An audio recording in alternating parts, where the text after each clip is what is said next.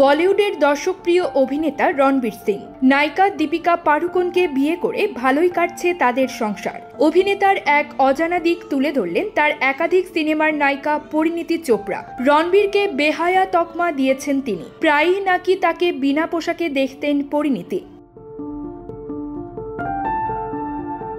বলিউডে পরিণীতির প্রথম cinema ladies versus Ricky বেহলে তার বিপরীতে ছিলেন রণবীর সিং। কয়েক বছর পর কিল দিল সিনেমায় জুটি বাঁধেন তারা। সেই সিনেমার প্রচারে রণবীরের সঙ্গে তার রসায়ন নিয়ে প্রশ্ন করা হয় পরিণীতিকে। তখনই অচেনা এক রণবীরের সঙ্গে পরিচয় করান তিনি। পরিণীতি জানান, হ্যাপি বার্থডে গানের শুটে একসঙ্গে কাজ করার সময় বিবস্ত্র হয়ে তার সামনে এসে দাঁড়িয়েছিলেন রণবীর। নায়িকার কথায়, একটি রোমান্টিক দৃশ্যের আগে মেকআপে ব্যস্ত ছিলাম।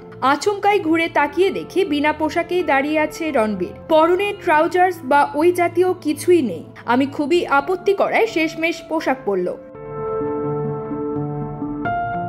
পরিণীতি বলেন, বিশ্রাম করছেন কিংবা শৌচাগারে রয়েছেন বলে নয়, বরং বেশিরভাগ সময় বিবস্ত্র অবস্থায় থাকেন বলেই রণবীরের রুতে ঢোকার জন্য অনুমতির প্রয়োজন হয়। নায়িকার কথায়, মেকআপ রুমে পোশাক না পরে থাকাটাই অভ্যাস রণবীরের। পরনের প্যান্ট যে কোনো সময় খুলেও ফেলতে পারে, ওর কিছু মনেই হবে না। কিন্তু উল্টো দিকের মানুষটা লজ্জায় পড়ে যাবে।